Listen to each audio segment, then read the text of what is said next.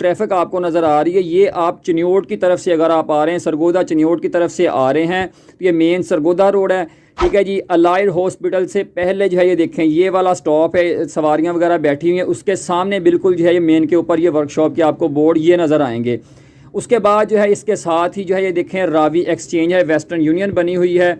और अगर आप आ रहे हैं इस साइड से यानी फैसलाबाद लारी अड्डे वाली तरफ से आ रहे हैं, यानी इधर से जो है वो लाहौर रोड से आ रहे हैं, शेखुपुरा रोड से, तो आप जो है वो अलाइड चौक यानी ट्रैफिक सिग्नल वाला चौक क्रॉस करेंगे और ये वाला जो फ्लाईओवर बना हुआ है स्टूडेंट्स के लिए पीएमसी वाला, इस लोहे के पुल को जो है वो आपने क्रॉस करके जनाब थोड़ा सा आगे आना। ये जो सामने लोहे का पुल नज़र आ रहा है इससे थोड़ा सा आगे ये वाला स्टॉप है, इसको पिंडी स्टॉप भी कहते हैं। सवारियाँ वगैरह देखें बैठी हुई हैं, तो इसके जो है वो बिल्कुल सामने है, ये देखें मैं इसको दोबारा कैमरा या दूसरी साइड को घुमाता हूँ तो ये देखें ये बिल्कुल इसके सामने मेन के ऊपर वर्कशॉप है हमारी MZA ऑटोज़ वर्कशॉप। ठीक है जी। ये